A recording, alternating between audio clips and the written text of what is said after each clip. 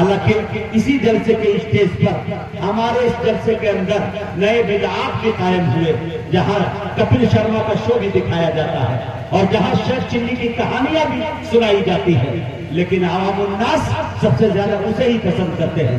لیکن اکابرین نے علماء دیوبند کی شناخت دیکھنی ہو تو آپ کا مفتی خالد سیف اللہ میرے دوستو قاسمی میرٹھی کو سننا ہوگا، اندازہ آپ کو اس سے لگانا ہوگا کہ تقریر کسے کہتے ہیں۔ عوام کے جذبات سے اور عوام الناس کے اعتبار سے کیسے اعتبار بچایا جاتا ہے، یہ اندازہ ان کے ساتھ لگایا جا سکتا ہے۔ میں اس کے لیے گزارش کرنا چاہتا ہوں میرے دوستوں کہ تاکہ آپ ہموار ہو جائیں پروگرام سننے کے لیے، اس کے بعد مسلسل ایک فہرست ہمارے پیچھے ہے۔ شعر کہتے ہیں میرے دوستوں کہ میں آپ اپنی تلاش میں ہوں، میرا کوئی رہنما نہیں ہے۔ میں آپ اپنی تلاش میں ہوں، میرا کوئی رہنما نہیں ہے۔ وہ کیا بتائیں گے راہ مجھ کو جنہیں خود اپنا پتہ نہیں۔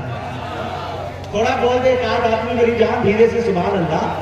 یہ 3 کلو کی منڈیا ایسے ہلا رہے ہیں، 2 انچ کی زبان آپ سے ہل نہیں رہی ہے۔ 75% لوگوں کے میں دیکھ رہا ہوں ان کی ثنایا علیہ ثنایا سفلا بھی دیکھ رہا ہوں، لیکن میرے دوستو زبان ہلائیے سبحان اللہ۔ شعر سمجھ میں آئے واہ واہ کیجیے، نہیں سمجھ میں آئے ہائے ہائے کیجیے، کچھ کیجیے، ہے کہ نہیں؟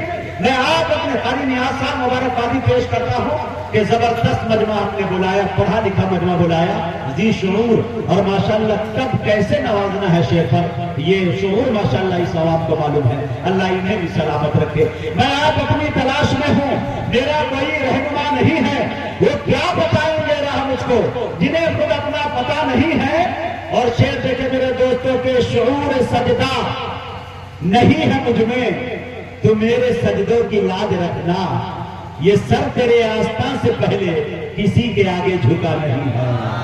شعور سجدہ نہیں ہے مجھ میں تو میرے سجدوں کی لاج رکھنا، یہ سر تیرے آستان سے پہلے کسی کے آگے جھکا نہیں ہے۔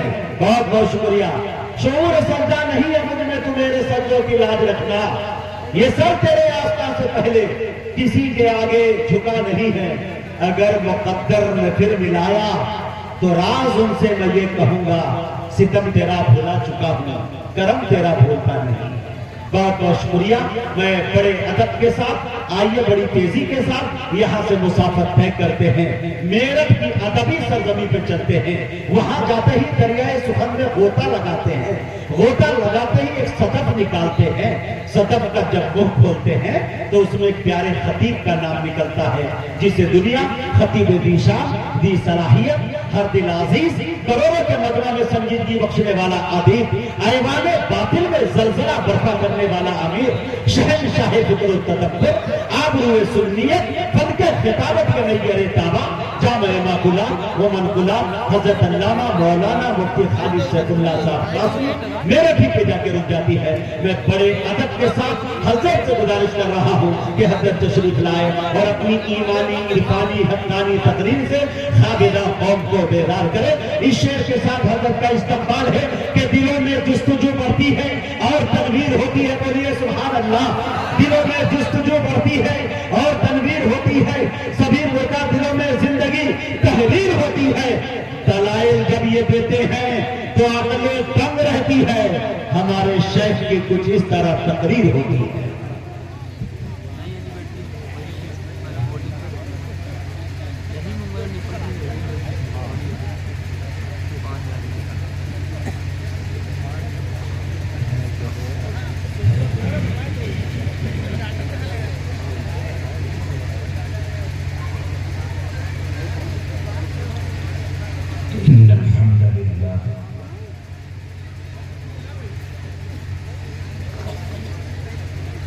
الحمد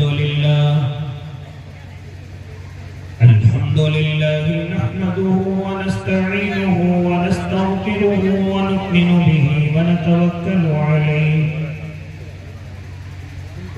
ونعوذ بالله من شرور أنفسنا ومن سيئات أعمالنا من يهده الله فلا مضل له ومن يضلله فلا هادي له ونشهد أن لا إله إلا الله وحده لا شريك له ونشهد أن سيدنا وحبيبنا وشفيعنا وسندنا ومولانا محمد أرسله بالحق بشيرا ونذيرا وداعيا إلى الله بإذنه وسراجا منيرا وصلى الله تعالى على خير خلقه محمد وعلى آله وأصحابه وأزواجه وذرياته وسلم تسليما كثيرا كثيرا. أما بعد فأعوذ بالله من الشيطان الرجيم. بسم الله الرحمن الرحيم. وابتغ فيما آتاك الله الدار الآخرة ولا تنس نصيبك من الدنيا وأحسن كما أحسن الله إليك ولا تبغ الفساد في الأرض إن الله لا يحب المفسدين. وقال النبي صلى الله عليه وسلم لا يؤمن أحدكم حتى أكون أحب إليه من والده وولده والناس أجمعين. صدق الله العظيم وصدق رسوله النبي الكريم ونحن على ذلك من الشاهدين والشاكرين والحمد لله رب العالمين.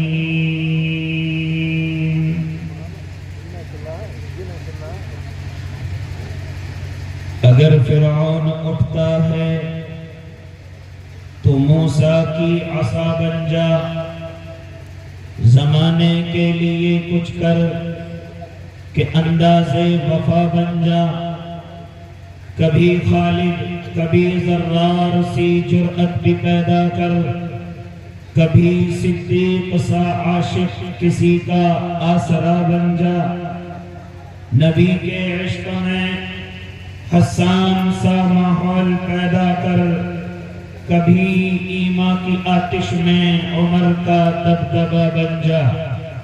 تیری ہر ایک صدا میں بلالی لحن پیدا کر، علی کا جوش بن جا، عثمان کی حیا بن جا.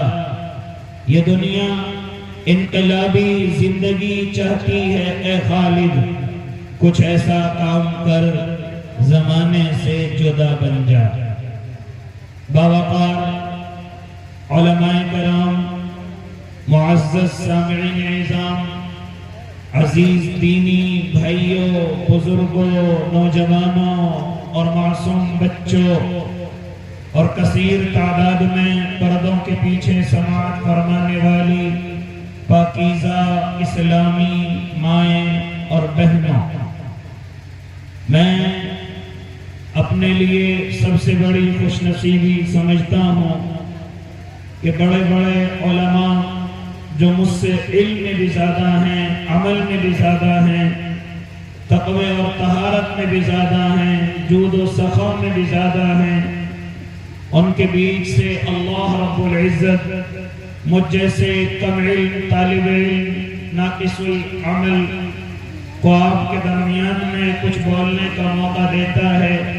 سب سے بڑی خوش نصیبی میرے لیے اس زمین پر اور کیا ہو سکتی ہے.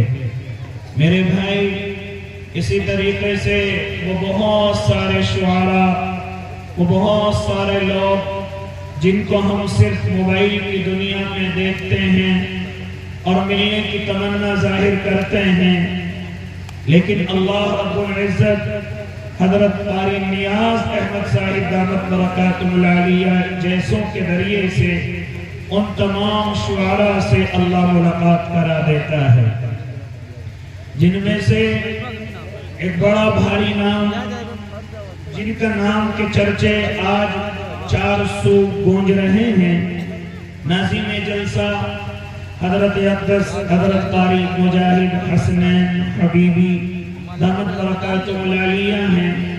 میں سمجھتا ہوں کہ ایک بڑا مجمع اس اللہ کے نیک بندے کی نظامت کو سننے اور دیکھنے کے لیے آتا ہے، اور انہی کے ہم نوا، انہی کے ہم سفر حضرت دل خیر آبادی صاحب دامت فیوضہم، جو ہمیں کبھی لگتا تھا بڑے بڑے مشاہدوں کی زینت ہوا کرتے تھے کہ کبھی ہمیں ان سے بات کرنے کا موقع ملے گا نہیں ملے گا، لیکن اللہ نے وہ دن دکھائے کہ علماء کا اللہ نے ان کو نور نظر بنا دیا، اور آج بڑے بڑے جو مدارس ہیں ان کے اسٹیجوں پر یہ اللہ کا نیک بندہ نظر آتا ہے۔ اسی طریقے سے ایک بڑا ہونہار اور ہوشیار نام حضرت قاری اشفاق بہرائچی صاحب دامت فیوضہم، جو آپ ہی کی سرزمین سے تعلق رکھتے ہیں، لیکن میں نے سنا ہے کہ کبھی بھی یہ ایسے مشاعروں میں حصہ نہیں لیتے جہاں سے اللہ رب العزت کی یاد ختم ہو اور دنیا کی یاد زیادہ تازہ ہوتی ہوں۔ اسی طریقے سے میرے ایک اور چھوٹے بھائی شمشیر اعظمی، جن کو میں نے دیگر صوبوں کے اندر ان سے ملاقات ہوئی ہے، یہاں تشریف فرما ہیں، دیگر اور شعراء کرام ہیں جن کے میں نام نہیں جانتا ہوں، لیکن سب اپنے اپنی جگہ کے وقتوں کے آفتاب و مہتاب ہیں۔ یہ قوم کی ایک امانت ہے، یہ قوم کی ایک اس وقت کی ضرورت ہے، اور یہ قوم کی اللہ رب العزت نے ایک بڑی نعمت بنائے ہیں۔ دعا کرے اللہ تمام حضرات کی عمر میں برکتیں، رحمتیں، نعمتیں اللہ عطا فرمائے۔ خیر، ان تمام کے درمیان سے مختصر سے وقت کے لیے مجھے آپ حضرات کے درمیان میں بٹھایا گیا۔ دعا کریں اللہ صحیح کہنے کی اور ہم سب کو اس پر عمل کرنے کی توفیق عنایت فرمائے۔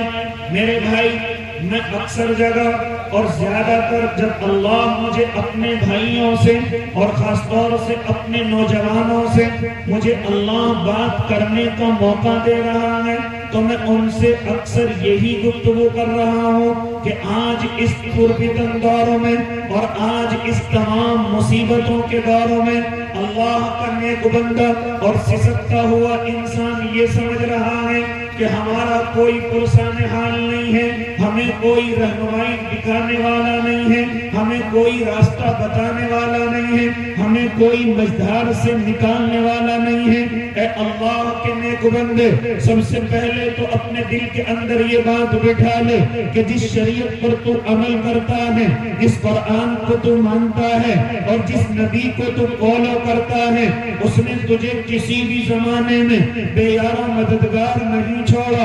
ہاں، عقل میری اور آپ کی کام کرنا بند کر دیتی ہے، میں اور آپ قرآن کا مطالعہ چھوڑ کر دنیا کی طرف رواں اور دوا ہو جاتے ہیں، میں اور آپ اپنے علماء کو چھوڑ کر ہاں دوسروں کی باتوں سے متاثر ہو جاتے ہیں، میں اور آپ اپنے علماء کی صحبتوں کو چھوڑ کر سوشل میڈیا پر بڑے بڑے جادوگروں کو دیکھ کر میں اور آپ ان سے متاثر ہونے لگتے ہیں۔ حالانکہ جو قرآن اللہ نے میرے اور آپ کے لیے اتارا ہے، جو اللہ نے میرے اور آپ کے لیے نبی بھیجا ہے، ان کی احادیث مبارکہ رب کعبہ کی قسم قیامت تک کے لیے ہے، لیکن کوئی سمجھنے والا تو ہو، کوئی سمجھ کر کے عمل کرنے والا تو ہو۔ تجھے کسی بھی وقت میں اور کسی بھی وقت میں میرے اللہ نے بے یار و مددگار نہیں چھوڑا ہے۔ صرف کمی اس بات کی ہے کہ میں اور آپ قرآن کو نہیں پڑھتے، میں اور آپ قرآن کو سمجھنے کی کوشش نہیں کرتے،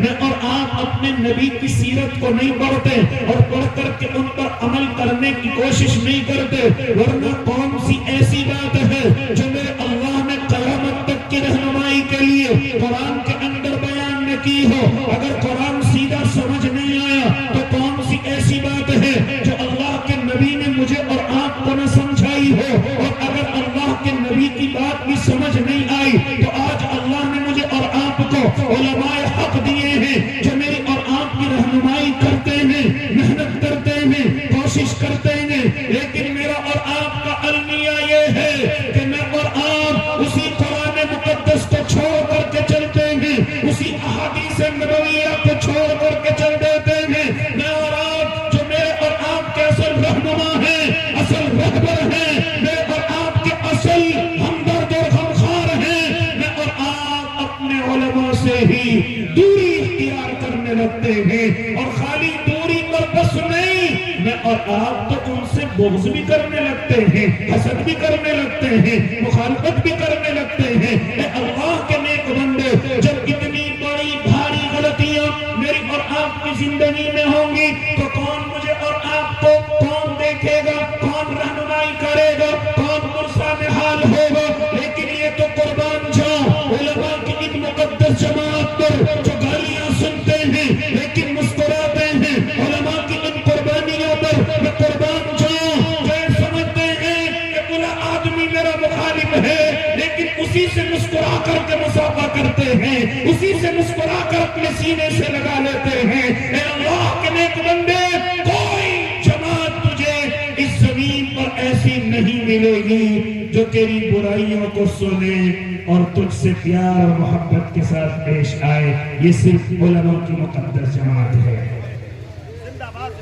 اے اللہ کے نیک بندو، لیکن میں اور آپ انہی سے بدگمان ہو گئے، سوشل میڈیا کے جادوگروں سے متاثر ہو گئے، آج اسی کے سب سے زیادہ فالوور ہو گئے، جو علماء کی برائیاں بیان کرتا ہے، جو علماء میں کمیاں نکالتا ہے، جو علماء سے مجھے اور آپ کو کاٹنے کی بات کرتا ہے، جو علماء سے مجھے اور آپ کو الگ لے کر کے چلنے کی بات کرتا ہے۔ آج اگر میں دیکھوں سوشل میڈیا پر اسی کے فالوور زیادہ ہیں، اسی کو فالو کرنے والے زیادہ ہیں، یہاں تک کہ میں نے دیکھا کہ انہوں نے اپنے فرقے بھی بنا لیے ہیں، انہوں نے اپنی جماعتیں بنا لی ہیں، ان جماعتوں کے انہوں نے نام بھی رکھ دیے ہیں، کیونکہ انہیں معلوم ہے کہ اس زمین پر وہ بیوقوف بھی موجود ہیں جو ہمدردوں کو چھوڑ کر لالچیوں کے فالوور ہو جاتے ہیں، جو غمخواروں کو چھوڑ کر ہم جیسے جادوگروں کے پیچھے چلنے لگتے ہیں۔ ہاں، جب وہ دیکھتے ہیں کہ ایک ان بھکتوں کی جماعت ہمارے پیچھے ہے تو وہ اپنی جماعتوں کے نام بھی رکھ لیتے ہیں، یہاں تک کہ ان کو یہ طاقت بھی مل جاتی ہے کہ وہ اپنا ایک الگ فرقے کا نام بھی الاؤنس کر دیتے ہیں۔ اے اللہ کے نیک بندو، یاد رکھنا، یہ گفتگو میں پھر دوبارہ دوہرا رہا ہوں، اس زمین پر اگر کوئی ہمدرد ہے انسانیت کا، یا تو اللہ رب العزت ہے، یا وقت کے انبیاء ہیں، انبیاء کا سلسلہ ختم ہے، انبیاء کی نبوت اب نہیں کسی کو ملنے والی، لیکن اب بھی اس زمین پر اگر میرا اور آپ کا کوئی سب سے بڑا ہمدرد ہے تو یہی علماء کرام ہیں۔ اگر میرا اور آپ کا سب سے بڑا کوئی غمخوار ہے، کوئی میرا اور آپ کے لیے راتوں کے اندھیروں میں آنسو بہانے والا ہے، دنوں کی تنہائیوں میں میرے اور آپ کے لیے دوڑنے والا ہے، تو صرف اور صرف یہی علماء کرام کی جماعت ہے۔ ہاں، ظالم نے یہی تو کوشش کی ہے، ظالم نے یہی تو محنت کی ہے کہ علماء کو عوام سے الگ کر دیا جائے، عوام کو علماء سے ایک طرف کر دیا جائے، ان کی غلطیاں زور اور شور سے بیان کی جائیں، ان کی طرح طرح سی غلطیوں کو بڑا بنا کر کے علماء سے بدگمان کیا جائے، اور میں اور آپ بدگمانی کے اندر آ جاتے ہیں۔ آج پریشانی کی وجہ یہ ہے، آج مصیبتوں کی وجہ یہ ہے، آج مجھے اور آپ کو چاروں طرف سے گھیر کر کے مصیبتوں کے اندر شکار کرانے کی وجہ ہی یہ ہے کہ میں اور آپ اپنے سچے ہمدردوں سے دور ہیں، اپنے سچے غمخواروں سے دور ہیں، اور وہ کوئی اور جماعت نہیں ہے، علماء کی جماعت۔ تو میں گفتگو کرنے لگا تھا، ذرا قرآن میں مجھے بتا تو صحیح، کب تجھے میرے اللہ نے ہدایت کی باتیں نہیں بتائی، لیکن میں اور آپ عمل نہیں کرتے، اس لیے پریشان ہیں۔ اسی کے تعلق سے میں نے قرآن مقدس کی ایک آیت کریمہ تلاوت کی تھی، ایک آیت کریمہ پڑھی تھی، میرے علماء سمجھ گئے کہ میں کیا کہنے والا ہوں۔ اے اللہ کے نیک بندو، ذرا قرآن کو پڑھو۔ میرے اللہ نے مجھے اور آپ کو سمجھایا تھا، میرے اللہ نے مجھے اور آپ کو بتایا تھا، میرے اللہ نے قرآن مقدس میں میری اور آپ کی رہنمائی کی کوئی بھی راستہ نہیں چھوڑا ہے، تمام راستے بتائے ہیں، تمام کامیابیوں کی منزلیں بتائی ہیں۔ انہی میں سے ایک راستہ میرے اللہ نے قرآن کی اس آیت کے اندر بھی بتایا تھا، لیکن اتفاق سے میں اور آپ اس سبق کو بھول گئے، پریشانیوں کا شکار ہو گئے۔ کیا کہا تھا میرے اللہ نے؟ اے اللہ کے نیک بندو، کیا فرمایا میرے اللہ نے کہ جب تم خوشحالی کی زندگی گزارو، جب تمہارے کاروبار چلنے لگ جائیں، جب تمہیں زمین پر ترقی ملنے لگے، تو ذرا چار باتوں کا خیال کرنا، ذرا چار باتوں کا دھیان رکھنا۔ اگر ان باتوں پر عمل کرو گے، فرماتا ہے میرا اللہ، تمہیں کوئی پریشانی نہیں آئے گی، تم پر کوئی مصیبت نہیں آئے گی، تم پر کوئی غریبی کمزوری نہیں آئے گی، تم پر کوئی بھی پریشانی ایسی نہیں آئے گی کہ تمہیں دنیا کے کسی انسان کا سہارا لینا پڑے۔ کیا فرماتا ہے میرا اللہ؟ اے میرے بندو، جب ہم تمہیں خوشحالی عطا کریں، جب ہم تمہیں دنیا کی ترقی عطا کریں، جب تمہارے کاروبار چلنے لگے، جب تمہیں ترقیاں ملنے لگے، تو ہماری چار باتوں کا ذرا خیال رکھنا۔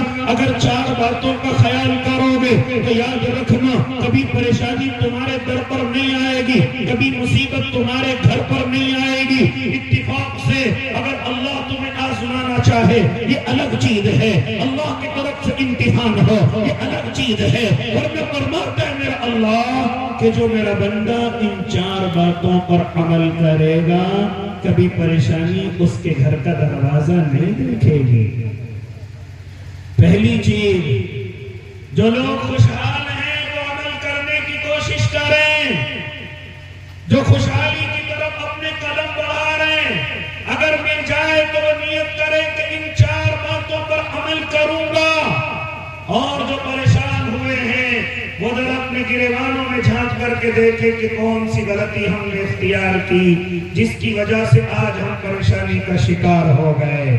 کیا فرما رہے ہیں میرے اللہ؟ جب ہم تمہیں خوشحالی عطا کر دیں، جب ہم تمہیں ترقی عطا کر دیں، وَابْتَغِ فِيمَا آتَاكَ اللَّهُ الدَّارَ الْآخِرَةَ، جب ہم تمہیں ترقی عطا کر دیں تو سب سے پہلی چیز جو تمہیں اختیار کرنی ہے، سب سے پہلی چیز جو اپنے ذہن میں رکھنی ہے، وہ آخرت کی فکر ہے، وہ آخرت کی ترقی ہے۔ سب سے پہلے جب ہم تمہیں ترقی دینے لگے، جب ہم تمہارے کاروبار چلانے لگے، جب روزیاں تمہارے گھر میں بھر بھر کر کے آنے لگے، تو اللہ کے نیک بندو، ہاں سب سے پہلے تمہیں اپنی آخرت کا خیال کرنا ہے۔ ذرا تمہیں یہ دھیان رکھنا ہے کہ اس دنیا کے بعد قبر بھی ہے، اس دنیا کے بعد حشر بھی ہے، اس دنیا کے بعد جنت اور جہنم بھی ہے۔ تمہیں سب سے پہلے اپنی آخرت کا خیال کرنا ہے۔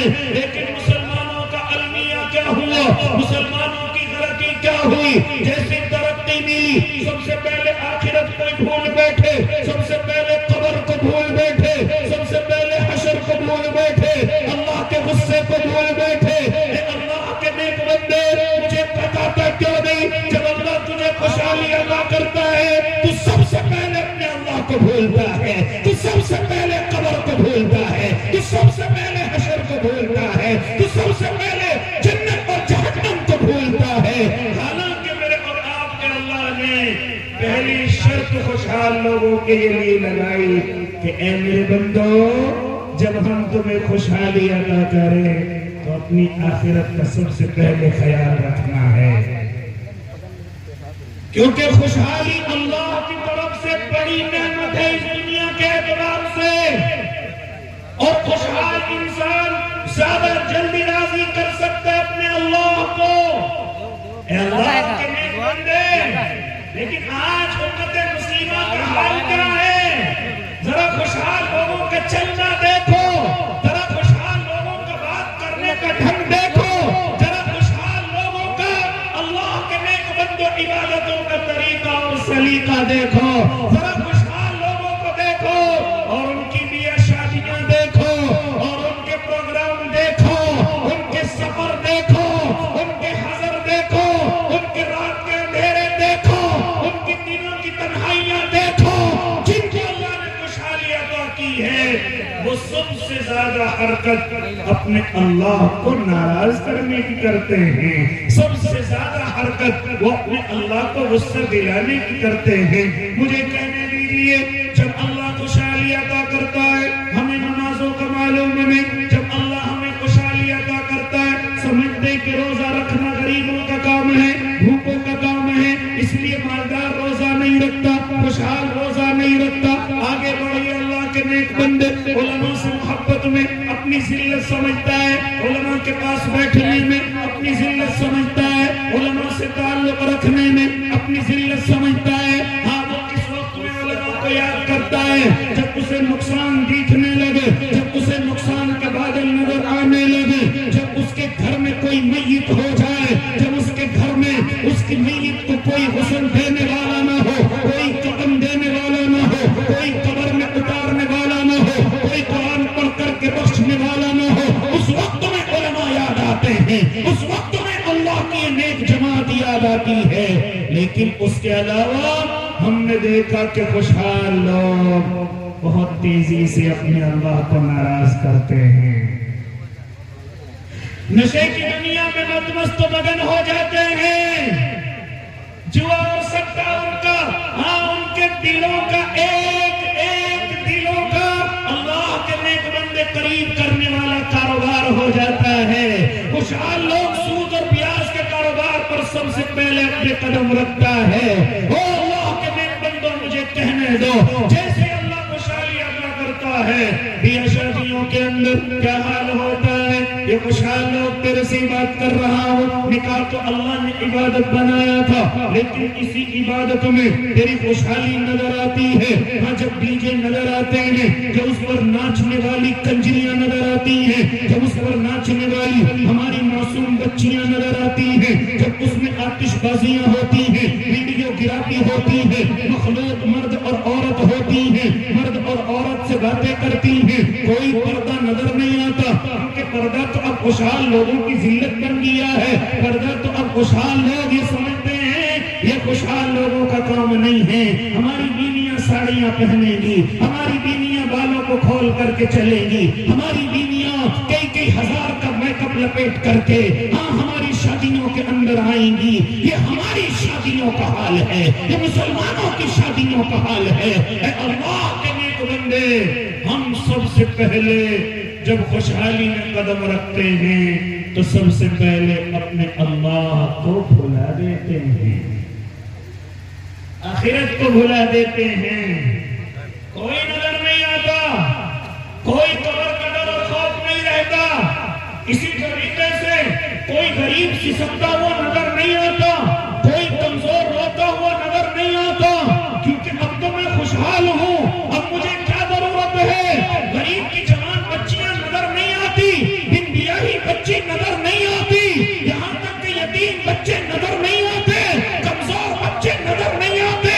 یہ مسلمان تیری خوشحالی کا آج کے اعتبار سے وقت ہو گیا ہے، تو آج جیسے ذرا سا خوشحال ہوتا ہے تو اور آخرت کو اپنے دل سے بھلا دیتا ہے۔ حالانکہ اللہ کے نیک بندے، اگر اللہ نے تجھے عطا کیا، میرے اللہ نے تجھے کب خرچ کرنے کے لیے منع کیا، لیکن میرے اللہ نے راستوں کو بدلنے کی بات کی ہے۔ تجھے خرچ کرنے کے لیے منع نہیں، شادی کر خرچ کرنے کے لیے منع نہیں، ولیمہ کر 1 لاکھ کو کھانا کھلا دے، تجھے ہر کھانے پر اللہ ثواب عطا کرے گا، ہر لقمے پر اللہ ثواب عطا کرے گا۔ تجھے خرچ کرنے کے لیے کم منع کیا گیا؟ تو ڈی جے کی جگہ، ہاں تو ڈی جے اور باجوں کی جگہ اپنے امام کو ہدیہ اور تحفہ دے دے، تو ڈھول بجانے والوں کی جگہ اپنے علماء ائمہ کو تحفے دے دے۔ کون منع کرتا ہے؟ تو ناچنے والی کنجریوں پر پیسے لٹانے سے اچھا اپنے محلے کی غریب عورتوں کو خرچہ کر دے، اپنے محلے کی مسکین اور بن ماں باپ کی بچیوں پر خرچ کر دے۔ دیکھ میرا اللہ تیری قبر کو کیسے سکون میں لاتا ہے، دیکھ میرا اللہ تیرے حشر کے میدان کو کیسا عزت والا بناتا ہے۔ میرے اللہ نے کب خرچ کرنے کے لیے منع کیا؟ میرا اللہ تو اپنی عبادت کرنے والے سے زیادہ خرچ کرنے والے کو پسند کرتا ہے۔ میرا اللہ تو عبادت کرنے سے زیادہ سخی کو پسند کرتا ہے۔ تجھے کس نے بہکا دیا؟ میرا اللہ خرچ کرنے کو پسند لیکن وہ اللہ کے نیک بندے خرچ اس طریقے سے کر جس طریقے سے میرا اللہ چاہتا ہے.